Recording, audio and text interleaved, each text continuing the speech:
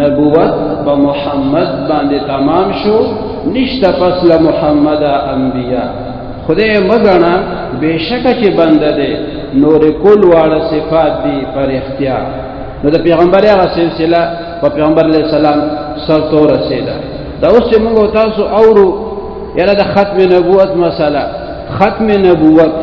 د دې مطلب دغه چې د پیغمبر سلسله په پیغمبر علیه السلام ختم شوا پیغمبر علیہ السلام اللہ خاتم النبیین را لے گلے دے ما کان محمد ابا احد من رجالکم ولکن رسول اللہ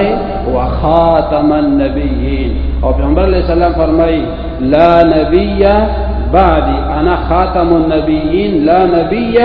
بعدی زد پیغمبرانو آخرانی پیغمبرم مانا پس بل پیغمبر نرازی نو که څوک وایي چې زه پیغمبر یم هغه له به دجال ویلی شي هغه له به کذاب ویلی شي یو خو کاذبي دروغجن او کذاب چې ډېر زیات دروغجن تاسو ورته سپرلیټیو ډیګري وایي د دروغو بالکل هغه حد ته ورسي چې د هغې نه د پاسه بله ډیګري بیاني د حد نه زیات دروغجن کاذب پېژنې کاذب دروغجن ته وایي کذب دروغ ته وایي کاذب دروغجن او کذاب بالکل د دروغجنو په ټاپ باندې چې کوي نو دا مسیلمة الکذاب او دا مرزا قادیانی دا د دروغجنو بالکل په هغه اوچته درجه باندې په ټولو کې غټ دروغجن زه به د ځانه خبرې جوړه کړې د قادیانی او بیا وی دا ماته وحی راځي هسې خو مسله دا ده چې مونږ به د پیغمبر علیه السلام نه پس چانه دا مطالبه هم نه کوي چې ستا د پیغمبرۍ څه ثبوت دی او تا سره څه معجزه ده پیغمبرانو ته خدای معجزې ورکړي دي نو د چا نه مونږ دا نه غواړو چې ته مونږ ته معجزه ښکاره کړه مونږ عقیده دا ده چې پیغمبر د پیغمبر علیه السلام نه پس اړول کېدی نه شي خو چا ورته ویلو دنیا ده نو چا د قادیاني راویلي وایي پیغمبر علیه السلام ته خو به چې وحي راتله نو جبرائیل علیه السلام به ورته وحي راوړه تعالی وحی څوک راوړي نو دی مرزا قادیانی ولوی مال چې څوک وحی راوړي دا غنوم دی ټیچی ټیچی ها وشي په خبره باندې وې زمون پیغمبر صلی الله علیه وسلم ته خو جبرائیل علیہ السلام وحی راوړه او دا ته چې ما ته وحی راځي تعالی څوک راوړي د بوي ټیچی ټیچی راته وحی راوړي تاسو اندازه ولګوي د بنور حساب کتاب څنګه نو دا موږ علماء چې وی ختم نبوت او تاجدار ختم نبوت د دې مطلب دا چې د پیغمبره هغه سلسله الله په پیغمبر علیه السلام سر ته رسول ده تاسو به یو ناره اورېدلې تاج او تخت ختم نبوت زنده باد څه مطلب یعنی د پیغمبر علیه السلام شان دا چې هغه ته الله تعالی د ختم نبوت تاج په سر کړی دی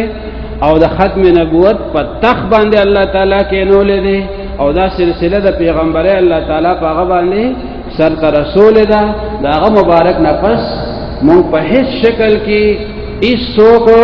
پیغمبر منلو ته تیار نه یو حضرت عیسی علیہ السلام به د اسمانونو راکوزیږي برنه برازي چې آخر وخت شي خدایات ساتي چې عیسی علیہ السلام کله راشي نو هغه به د پیغمبر په حیثیت نه راځي هغه به د امتی په حیثیت راځي هغه به دا نه و چې لا اله الا الله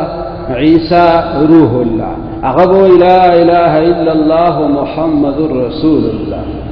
لکه داغه وخت چې دین هغه تیر شوی دی عیسی علیہ السلام دور تیر دی اوس کدا اسمان نه راکوشي او راشي نو هغه به حیثیت پیغمبر نه راځي لکه یو سړی د سرویس نه ریټایر شي او بیا تاسو دا سټاف چې دین هغه ته بیا دعوت ورکړي چې تراشه زمونږ یو فنکشن دی په هغه کې تاسو شامل شئ نو بیا به هغه د یو ګیسټ په حیثیت باندې خوراشي د یو ریټایرډ افیسر په حیثیت باندې خبراشي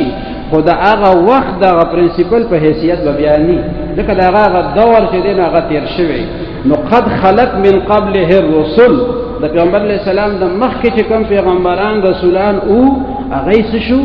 هغه دور تیر شو اوس د هغه دور بیا نه راځي نو عیسی علیه السلام